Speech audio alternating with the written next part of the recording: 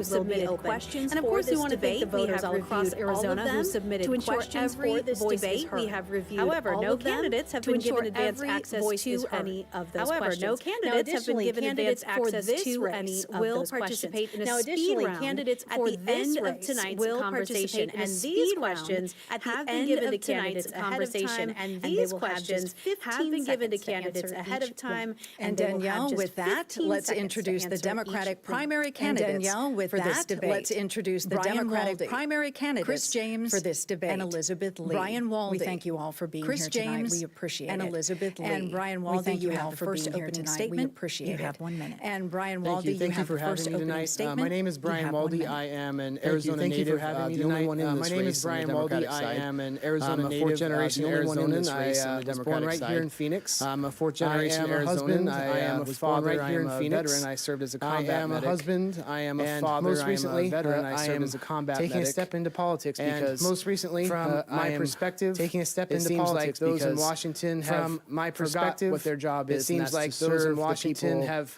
forgot this district what their job is, and of our country, serve the people. And so I saw a need for service again of our country. I decided to step up. I saw a need for service again, and so I've decided to make sure that working people in this district my knowledge and experience in life to make sure that working people in this district have a voice again. The policy that gets passed in Washington. Corporate interests no longer dictate. I want to get back to a time where the American dream is attainable for all people in this district and this country. The American dream is attainable. I want to be a true voice of service and someone that the constituents in this district specifically can trust again. All right, thank you, Mr. Hualde. Chris James, you have 1 minute. Thank you, everyone, for watching tonight. This debate is about you. This election comes down to a simple question. What does it take to win in our district? For more than 15 years, Democrats have tried to flip this seat. We've come up short, and that's just the reality. We're all tired of what's happening in Washington, D.C. We in the East Valley want a leader who understands the economy and has experience to lower our costs. That's the experience I bring to this race. I spent my whole career supporting small businesses and building economies. That was my focus when I was appointed by President Obama, and it has been my focus here in the East Valley as a nonprofit leader. I've earned support from Democrats, independents, labor, nonprofit, and tribal leaders because I know how to build a coalition. So tonight, ask yourself, who can win in November against a MAGA candidate in this district? All right. Thank you. Thank you, Mr. James. And Ms. Lee, you have 1 minute. Thank you so much. Good evening, everyone. My name is Elizabeth Lee. I am running for Congress because I am tired of politicians debating problems that families are forced to live in real time.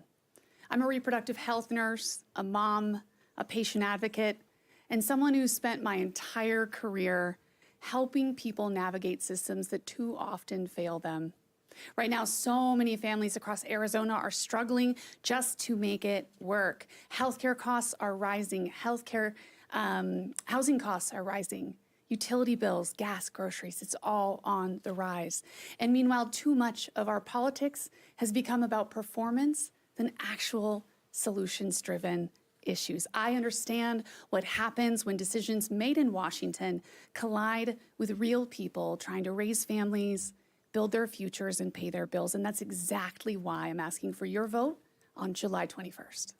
All right, thank you so much for those opening statements. Let's get right into our first question here. Mr. James, you touched on this a bit in your opening statement, but Congressional District 5 has long been a Republican-leaning district. Andy Biggs, who currently holds the seat, has done so for nearly a decade. And so my question is, what are you seeing or hearing that makes you think this district is ready to seriously consider a Democrat? Mr. Hualde, we'll go ahead and start with you. Sure.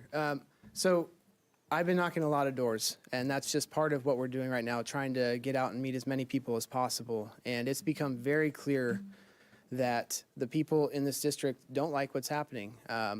During the primary, I focused specifically on Democratic doors, but you do hit some Republican doors, unfortunately. Not that that's a bad thing at this point, but most of the people I talk to aren't happy with what's happening in this country. The bread and butter issues that matter to most Americans are bipartisan issues. affordability and inflation in the economy, those affect everyone, both Republicans, Democrats, and independents alike. There's no way around that. And so when I hear the responses from people in the community saying that they've had enough and they don't recognize their own party, it gives me more confidence to make sure that when we're out having these conversations, we're encouraging others to continue to have those difficult conversations with their neighbors as well.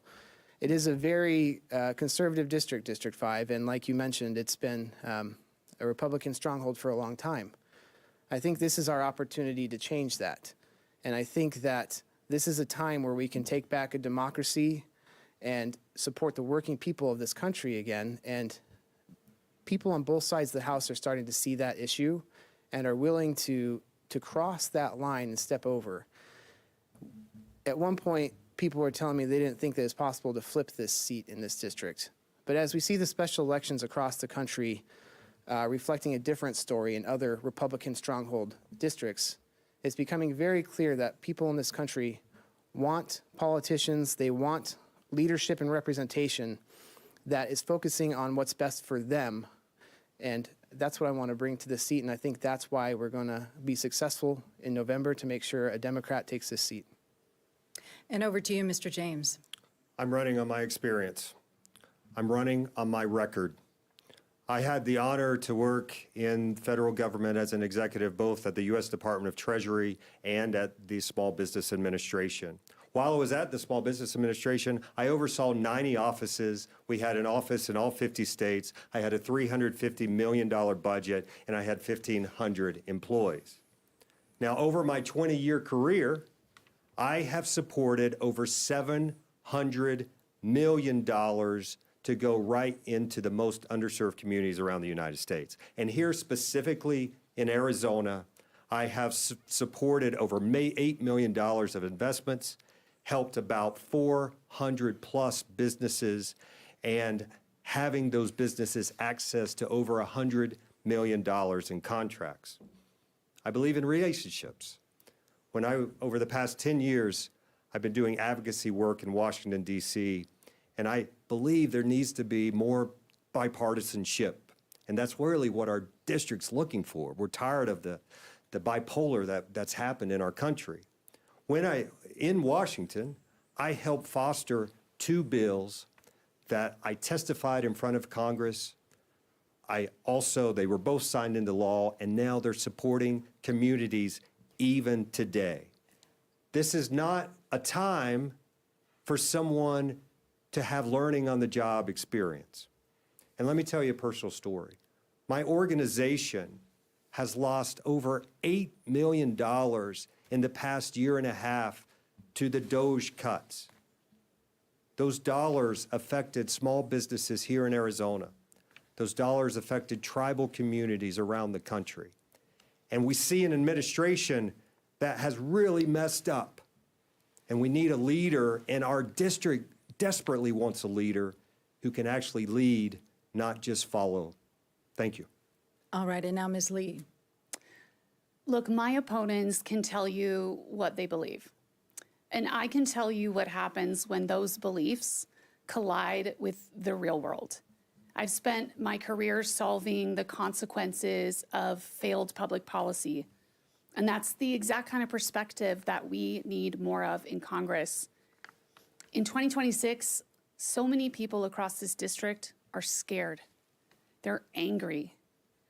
And what they're realizing is that what we're doing right now is not working.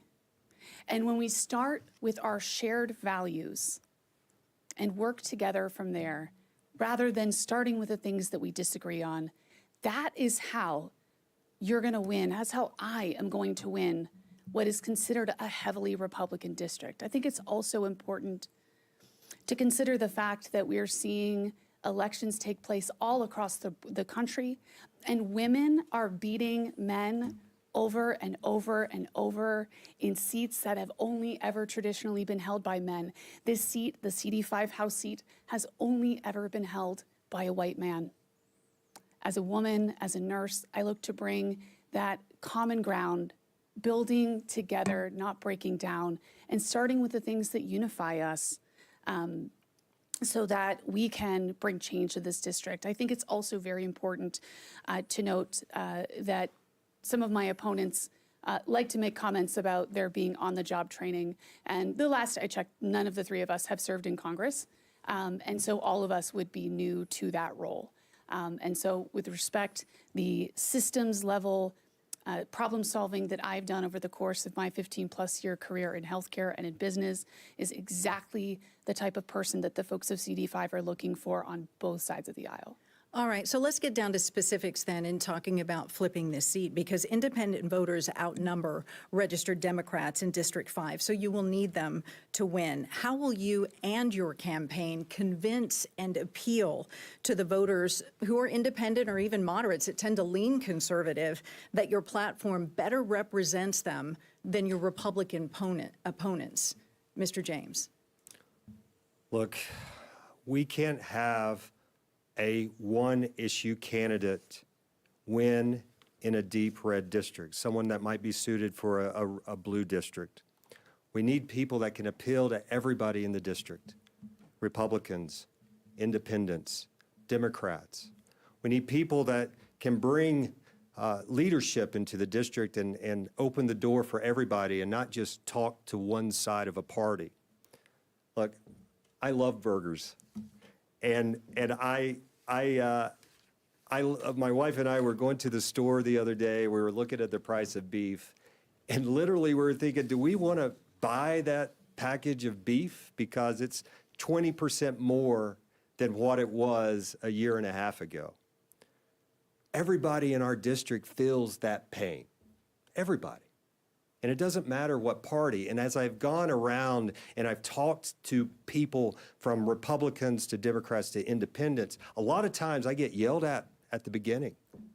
But when we finally get down to it, what we really all believe, the core values that we all believe on how we can fix this country, we may not agree on everything. And that's something that we can all say, hey, we don't agree on these things over here, but these 70% of things we agree on. But the only way that we're going to beat a MAGA candidate is to have someone that appeals to everybody. And that's really important. And Mr. Hualde, your response to that as far as how you work to appeal to folks on both sides?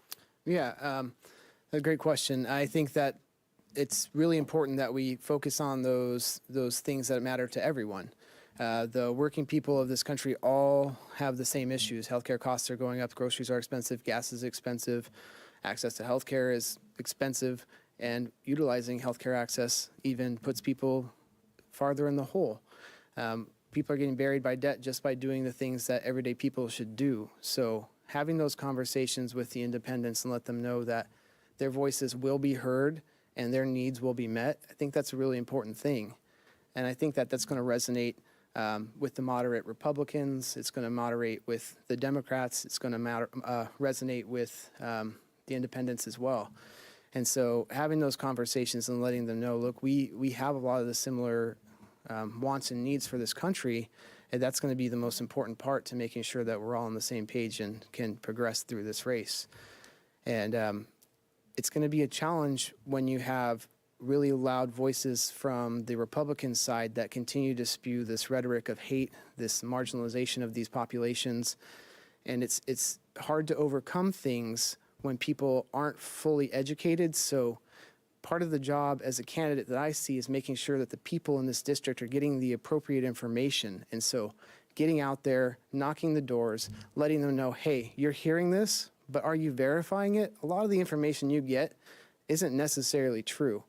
And I see this time and time again. We saw this recently as a group when one of our Republican counterparts came up and his main talking points were immigration and the drug crisis and fentanyl spewing over the border. And, you know, it's hard to sit there and watch someone just attack marginalized populations rather than address the real issues that the working people in this country have.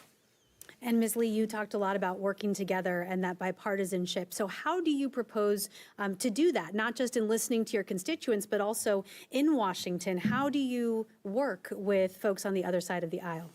Yeah, again, I think that when you boil it down, the things that matter to all of us are pretty darn similar right now. The math in this district to win in a red district like this is we have to secure 90% turnout of the Dems. We have to secure 60% of the independents, and we have to peel off 10% of the Republicans. And that is very doable in a year like 2026, where folks are more civically engaged than I think we've ever seen, at least in our adult lifetimes.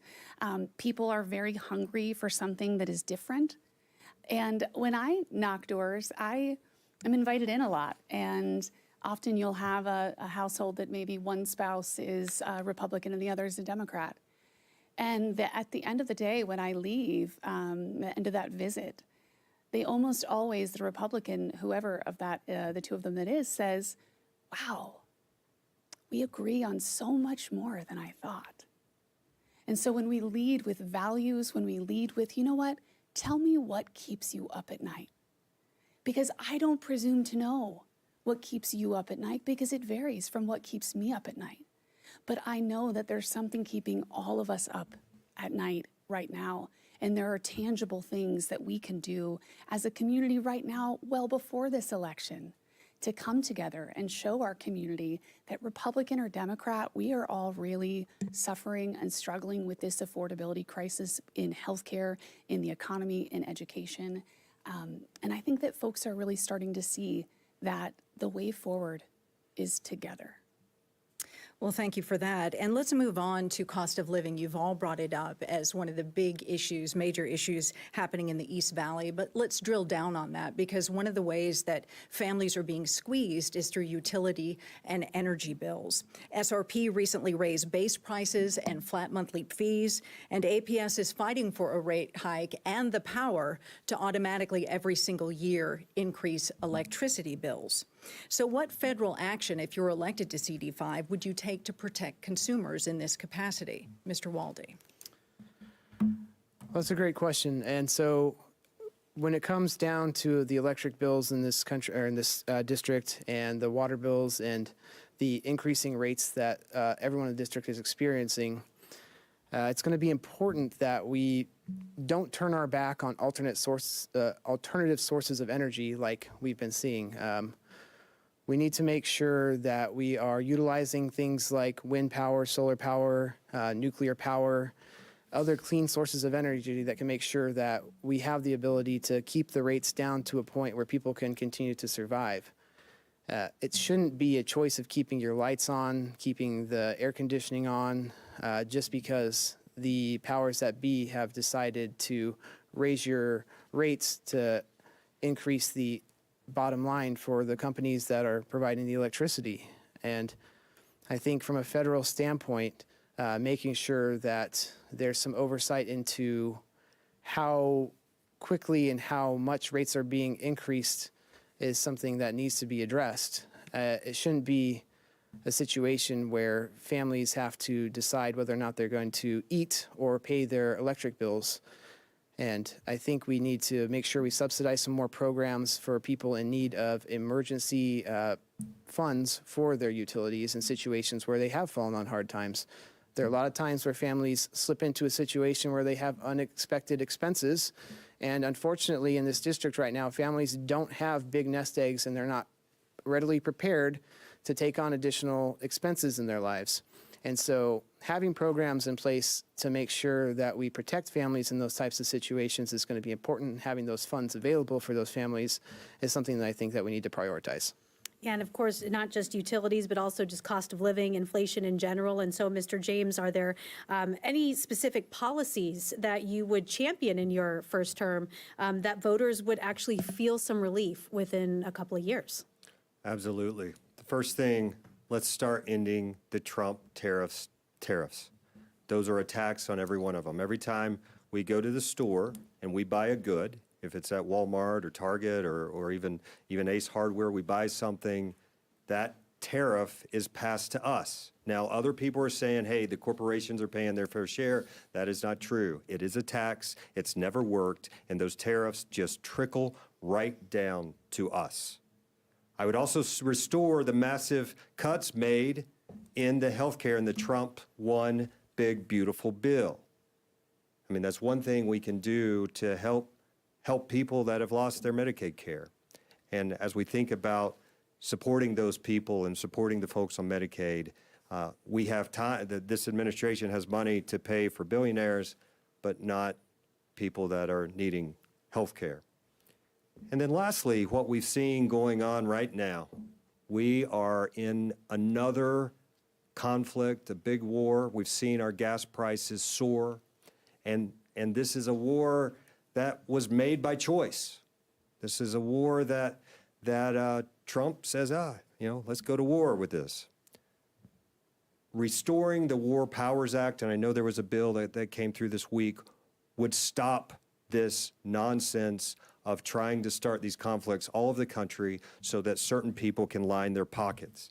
And the government's reckless deficit spending that's going on right now, it adds an inflationary pressure that takes money away from every American, everybody in this district, you, me, my colleagues here.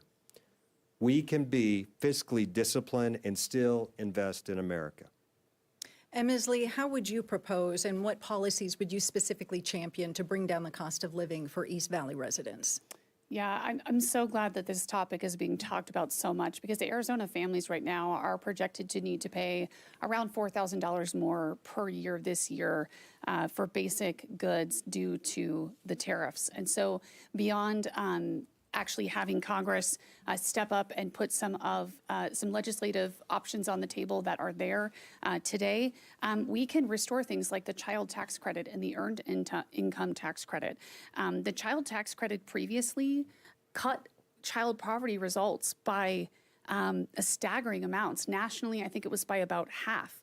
So reinstating that is a no-brainer, and it gives relief directly to families. But I think it's important to know that the $5 gas that was brought to us by, happened in the previous administration, was brought to us by Russia invading Ukraine. The $5 gas today is brought to us by Donald Trump illegally invading Iran. And so Congress today can shut that down, put an end to that to bring prices down right away. I'd like to share a story of a woman in Chandler who shared with me what this affordability crisis means to her, specifically as it relates to electricity. She shared with me that she unplugs her all of her electronic devices and her appliances every single night so that she can save electricity, because every month she can't even afford to pay the entire bill. So she's falling behind each month more and more, all while we see data centers sucking up energy at crazy rates, and corporations are not being asked to pay their fair share of those costs. And so at the end of the day, we have to put money back in families' pockets right away. And easy ways to do that right off the top are to have Congress act to end the war in Iran, to fight the illegal tariffs, and to restore the child tax credit.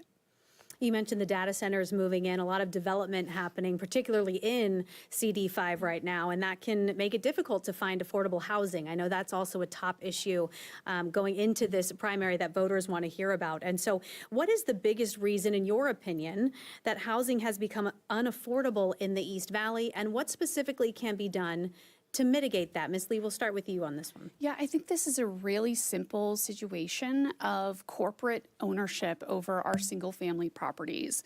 We see staggering amounts of corporate ownership of single-family properties, somewhere in the neighborhood of about 30% of our single-family properties in our district are owned by private equity.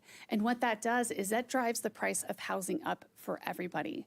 Beyond that, we have to recognize that right now in this country in 2026, the average first-time homebuyer is 40 years old. And so if we are going to fulfill a promise to them that you grow up and you work hard and you can get a house, we are going to need to work much harder to bring affordable housing options to people. Right now, the math just doesn't add up. The math, if you're working even a $25 an hour job with rent and the cost of everything going up, it's just unsustainable. Something I will add is that public pressure works. And so I was a part of a large group of organizations that came together around the Chandler Data Center. And we held the Chandler City Council in 5 hours of public comment to make sure that they clearly understood that the residents of Chandler did not want that data center. And guess what? They voted against it. And we see those same sorts of things happening when we stand up and we fight back. And so it's ridiculous to know that people are sleeping on the streets while billionaires are gobbling up our single-family homes. And that's something we can do something about on day one. And to follow up on that, are you talking about restricting corporations so that Arizona families can fairly compete who are currently being outbid? And how would you suggest making those restrictions? What would they be specifically? Specifically, I think we have to limit the amount of single-family homes that we're willing to have owned by corporations in our communities. And that starts with coming together with all of the local leadership, the municipalities in the district, and coming together to understand that what is the inventory of housing that we need to house the people of this district. And then look to how can we put some restrictions in place to prevent single-family homes being bought up by those corporations before families have that first hack at the house. Mr. James, over to you now. What is one federal policy that could actually meaningfully lower housing costs for Arizona families? I want to just touch base on data centers first because I know that's an important question that I want to talk about.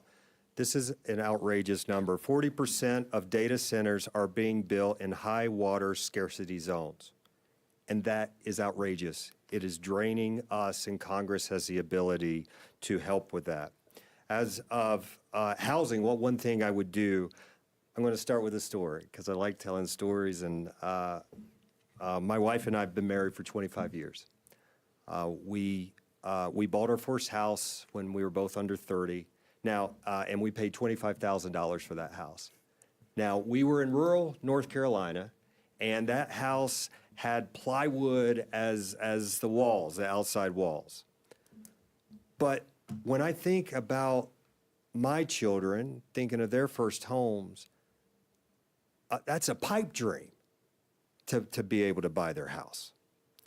So the first thing I would do if I was in Congress, I would expand the first-time home buyer tax credit. Arizona's families, and this is another thing that can be done, Arizona's families should not be losing their shot at home ownerships to these hedge funds. Congress has the tools to change that, and I will use them. And I'd also reform Fannie Mae and Freddie Mac, lending rules for mortgages to make it more accessible to everyday families. Because shelter is not a want, it is a need. And it is time that we treat it that way. And also, my organization, we've developed what's called a community development financial institution. We had the opportunity to get some funding from the EPA. It was called Solar for All, and it was going to help put solar panels on housing, affordable housing. This administration cut that program. They even took the money away, and it affected housing here in Arizona. All right, thank you for that. And Mr. Hualde, your priorities, your plans to make homeownership more accessible for folks in CD5. Yeah, absolutely. I think everyone's kind of on par with the same thoughts as to why houses are so expensive in CD5 and across the country and across Arizona.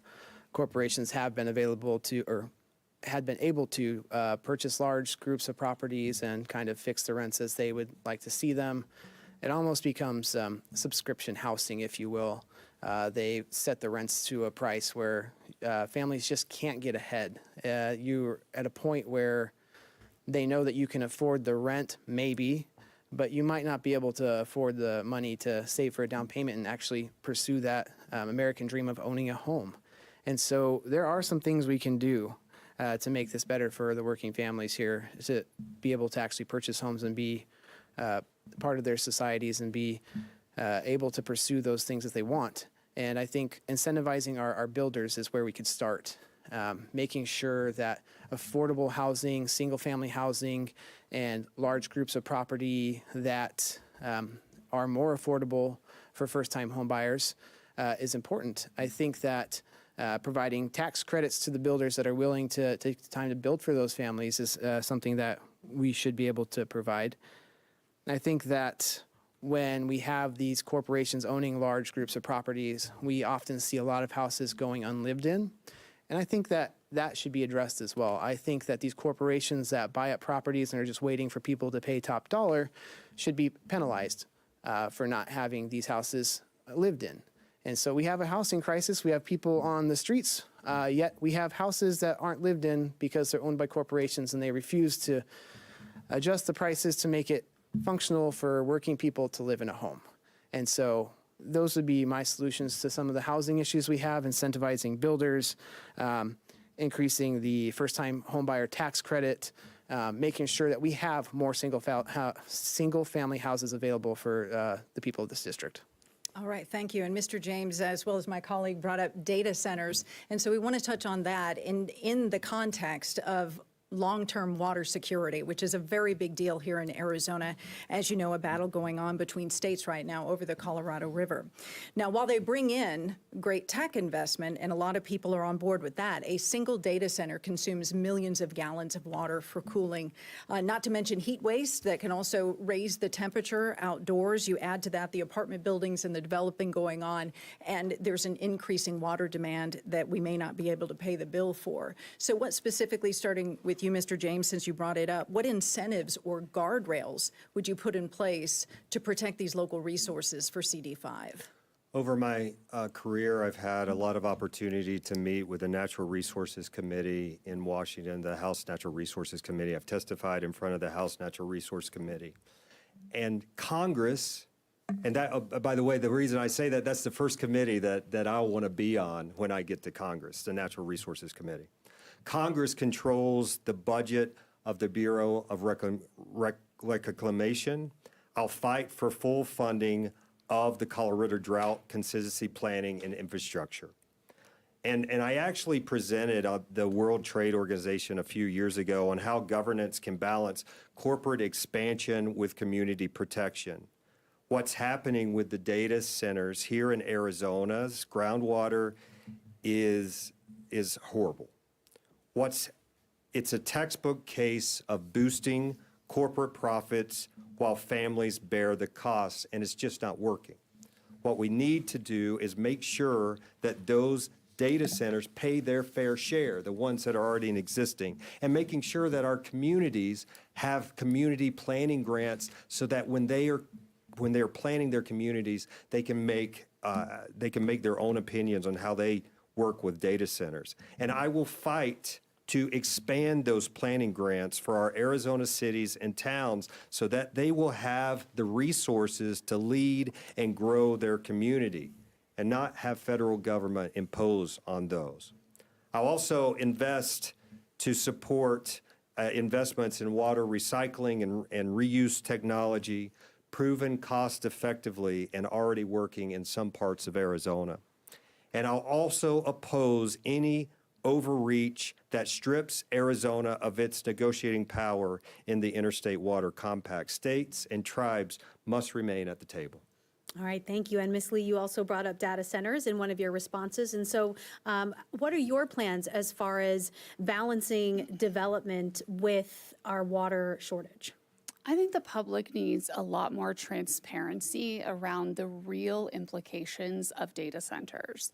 I think that developers have big promises. They promise us a lot of jobs, but what they don't say is that those jobs are temporary. But what we don't know specifically is how impactful are the negative health effects of data centers.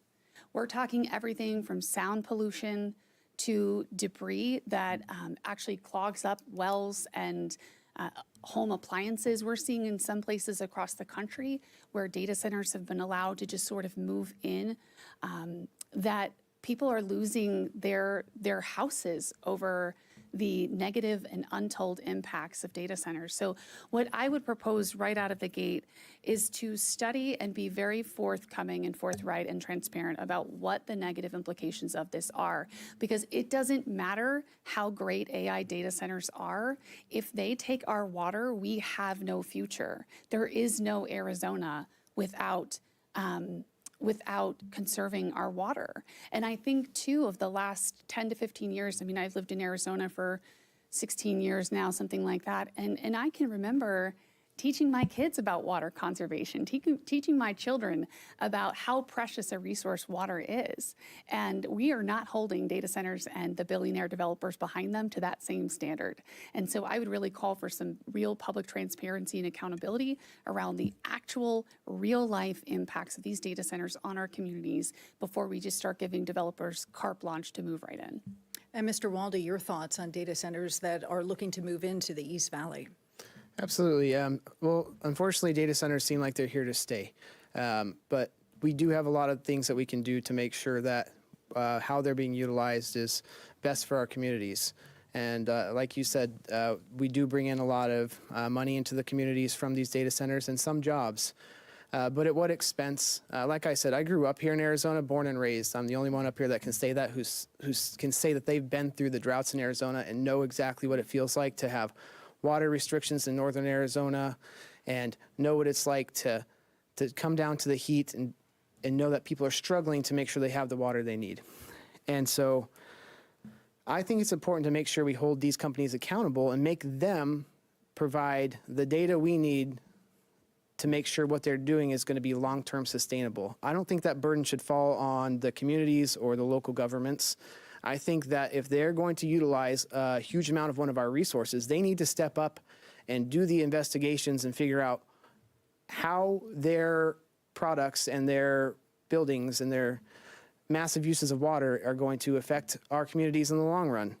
I also think that water usage in this country, or in this state, is going to be talked about a lot in the upcoming months.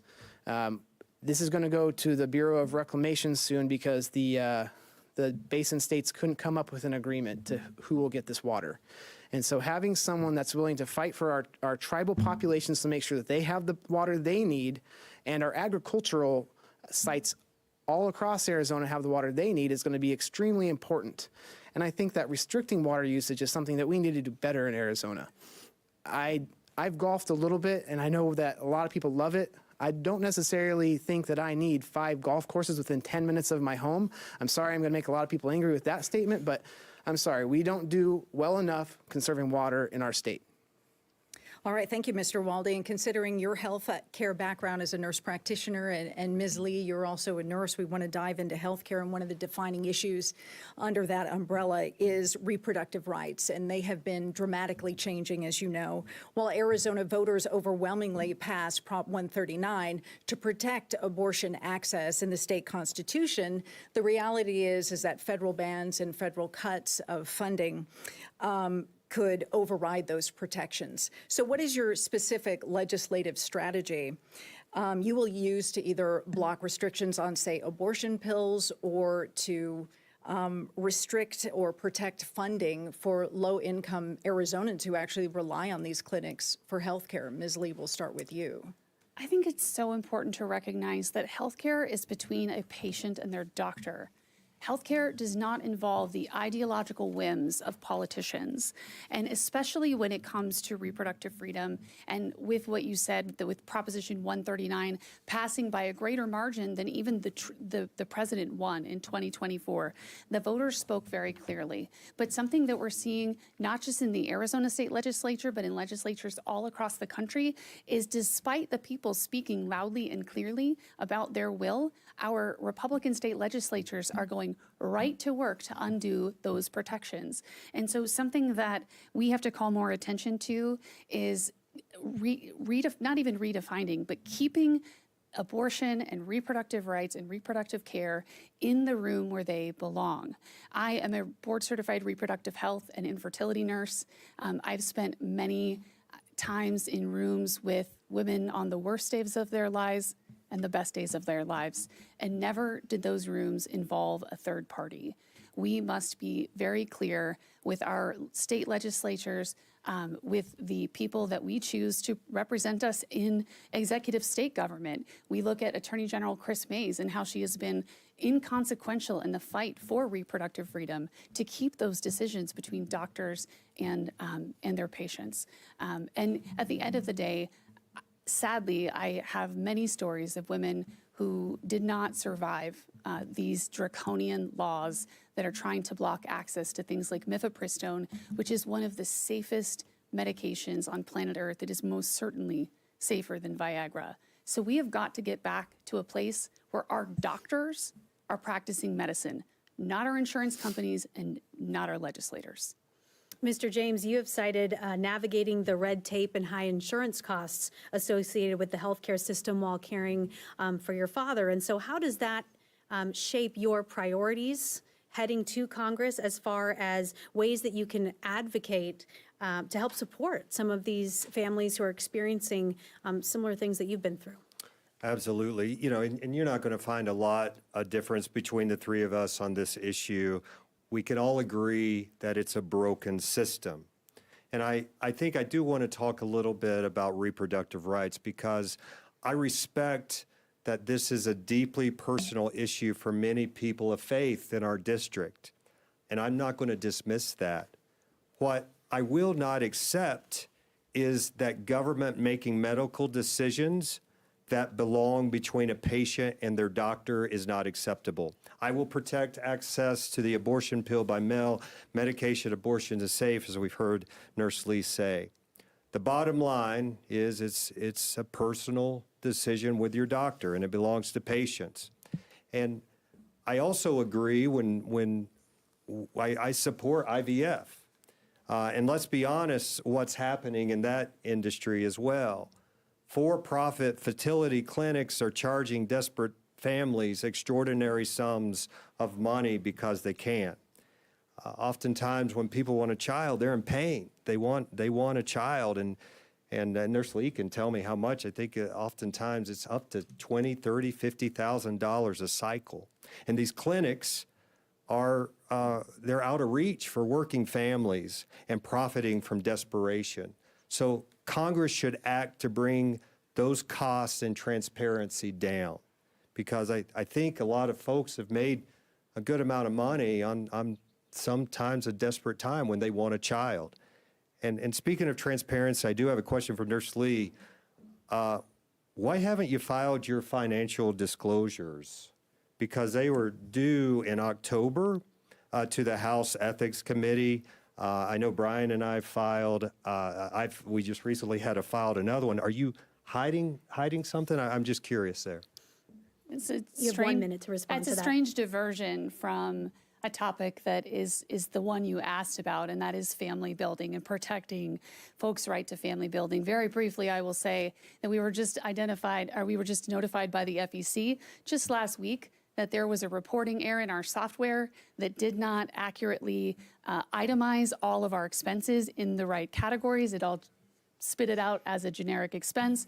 We are rectifying that right now with the FEC and have no concerns there. But back to reproductive rights and what matters there, I'd like to point out the fact that I helped build and grow one of Gilbert, Arizona's actually the country's most successful IVF clinics. And I think I really want to push back against the idea that the clinics are the bad guy in this, because while the government has failed to act, while the government has failed to mandate infertility coverage from an insurance perspective, the clinics themselves have been the ones fighting tooth and nail to find ways to bring the cost of cycles down for patients directly. All right, Ms. Lee, thank you for that. Mr. Hualde, how does your hands-on clinical experience as a nurse shape your healthcare proposals and policies that could help bring some of those costs down? Yeah, as a nurse practitioner, it's something I see every day, right? I also have 2 disabled children, and so I navigate the healthcare system from a lot of different angles. I've worked in the healthcare system from a lot of different perspectives. First as a combat medic, doing pediatric intensive care, working as a pediatric burn nurse, now working as a pediatric surgery nurse practitioner. I take care of the most vulnerable populations, and making sure that people have access to healthcare is absolutely a right in this country, and I don't know why we can't get that right. But there are some things we can do. We saw the subsidies for healthcare premiums go away. This has raised prices a lot. It makes it so people that don't want to go seek access to care anymore because they don't want the high bills that they're going to get stuck with. They're essentially paying twice. They have increased premiums, so now the money they would typically be spending on their deductibles is now what they see as just another payment, and then it's a real challenge for these families to overcome that. And I think that what we should start with is trying to make sure that everyone in this country has some access to at least one preventive visit every year that's subsidized by the government. And I think that that will go a long way in making sure that people have some basic level of access to care while we strive to get to a point where everyone just has access to care that they don't have to pay for. Because most countries are able to figure that out, but right now our for-profit healthcare system and insurance structure doesn't allow for that in this country. I think that taking care of the prescription drug costs is extremely important. I think that having patents on these drugs that last forever, that can be modified and can be evergreened, and these companies that make these medications that often have funding from the federal government get to exponentially increase their profits based on patent holding and their ability to continue to charge exorbitant prices for drugs when it's unnecessary. We should be able to fast track these medications to be generic medications available to everyone. All right, thank you for that response. It is now time to shift into the speed round. Again, now these candidates have been given these questions ahead of time and only have 15 seconds to answer each one. As soon as our first candidate answers, we'll simply move down the line to the next candidate to keep it moving. So we want to begin with you, Mr. Hualde. What is your most important issue on day one? Finding the seat. No, I'm just kidding. My most important issue on day one is addressing the affordability issues for families in this district, making sure that we are, from day one, addressing some of the things that will put money back into the pockets of the working Americans in this district. All right, Mr. James. Economy, economy, economy. That's the most important thing. All right, Ms. Lee. Day one, we have to stop the egregious overreach of executive power. It is what is behind all of the other crises that take place. And so we must put that to a stop day one and then get to work to bring health care and all the other costs down. What is a win for this district that you believe only you can secure, Mr. Hualde? Well, I think that my background allows me to converse with a lot of different people. Being a veteran, being a healthcare provider, I can cross the aisle on a lot of different issues. So I think making sure our veterans are well taken care of is something that I'll be able to accomplish, and people with disabilities are the populations that I'll be able to help the most in this district. All right, Mr. James, to you. We have lost tens of millions of dollars of cuts from this administration right here in our district, including we've lost cuts to, I've just recently read, 2 hospitals that could even close in our district due to cuts. What I will bring back is resources back home. All right, thank you. And Ms. Lee. Yeah, a win only I can serve this district is sending the first woman ever to Congress to represent Congressional District 5, and somebody specifically who diagnoses and solves operational problems and then is tasked with executing their solutions. And Mr. Hualde, how will you balance the demanding schedule of Washington, D.C. and remain accessible to the people in the district? That's a challenge by being accessible, number one, being here and present in the district when I'm not in Washington, having a team here available that will communicate with me the needs of constituents that don't think their needs are being met. So first and foremost is just being accessible. Mr. James. Open more offices, I believe, in monthly town halls, even if it's a virtual monthly town halls. And I'm at a good stage of my life. So my wife and I can easily balance going back and forth from Washington to the district. And Ms. Lee. I think, I believe so deeply in co-governance, and I think that we've seen a lot of members of Congress, like Congresswoman Adelita Grijalva, very clearly show how you can balance what the work in the district and the work in D.C., and I would follow their direction. All right, and the final question in the lightning round, Mr. Hualde, what do you love the most about Arizona? The wonderful people. It's a beautiful state, and I've seen so many natural disasters, so many crises happen in the state. The resilience of the American people is what I absolutely love about Arizona, and that won't go away. All right, Mr. James. When I think of Arizona, I think about family. Not only my family, but other people's families, community, beauty of nature, and Arizona's my home. And Ms. Lee.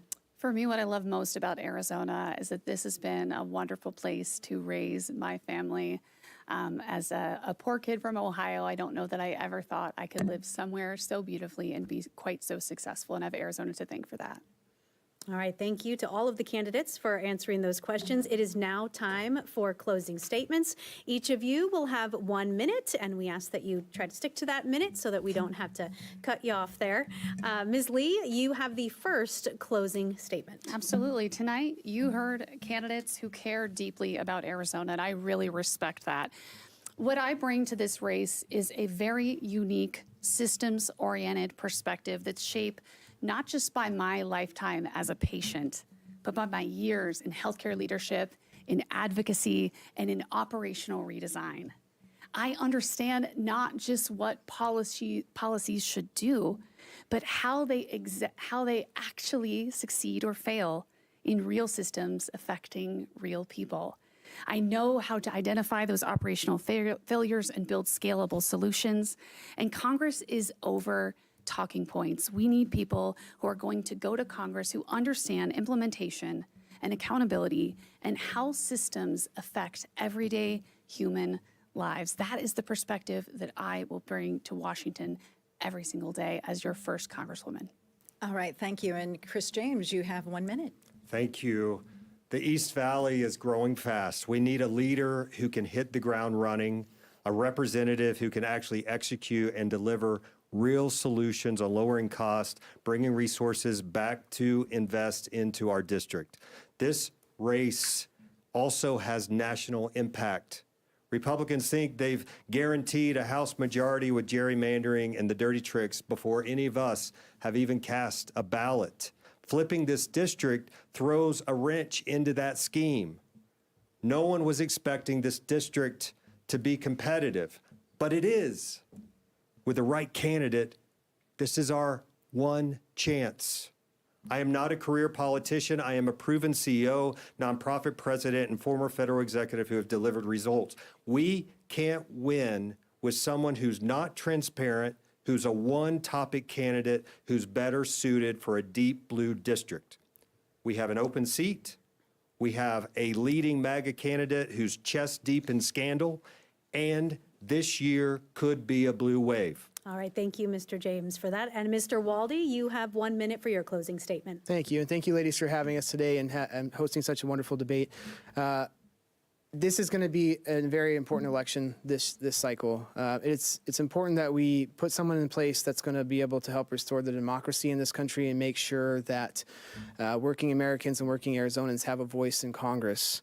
We need to do things that are going to make people successful in their day-to-day lives. We need stronger job training. We need to make sure that our families struggling with childcare or struggling to take care of their loved ones and decide whether or not they should take the day off of work because they can't afford it are taken care of with things like paid family medical leave.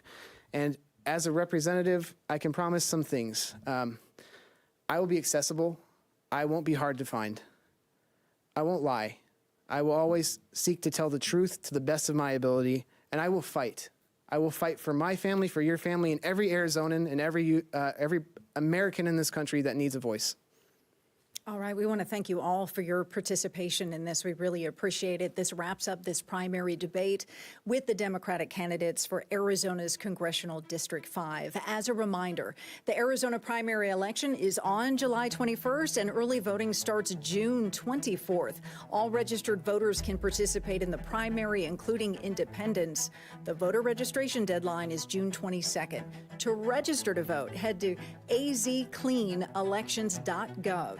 And there are a lot of offices up for election this year, so we will be hosting debates all through the summer and fall. Head to azmedia.org to see a list of every local media partner, plus upcoming debates, and where you can find them on TV, radio, and digital platforms. You can also see the full debate schedule, learn more about clean elections, and submit questions for future debates by heading to azcleanelections.gov. On behalf of our partners at Clean Elections, the Arizona Media Association, Reister, and Sneaky Big Studios, we thank you so much for joining us.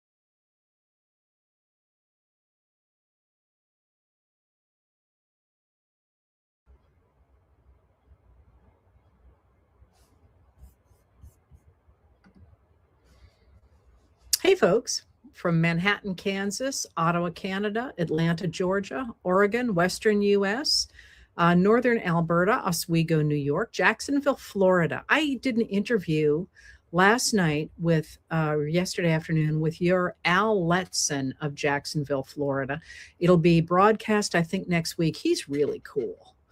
Toledo, Ohio, Music City, Facebook is here, Memphis, Tennessee, Brookfield, Connecticut, Portland, Maine. And you know what? I'd just rather sit here and list off towns and cities in the United States of America than actually get into what's happening in the news in the United States of America. I'm going to start today with the very simple questions that a lot of people have that I can maybe shed some light on, and then maybe get to talk a little bit about what the big picture is going on. So first of all, the news is alive this afternoon with a New York Times story that brings more information about Maine Senate candidate Graham Plattner to the table. And I'm not going to comment on a primary. That primary in Maine has not happened yet. There are 3 people on the Democratic ballot. They are the current governor, Janet Mills, Graham Plattner, and a man named David Costello, who has been in politics here for a long time. And there is a write-in candidate, Andrea LaFlame. So for those of you who think that this is a done deal, it's really not yet. And what people are asking, and what has shown up a lot in the questions, is why are people hitting, doing a hit pieces on Graham Plattner? And I want to be really clear, they're not. That the way our political system works is that you usually start at local or state level offices. And what that does is it gives people time to find out more about candidates. And a lot of people will drop by the wayside because they have something in their past that doesn't play well with voters, or that, they would rather not be part of the public conversation.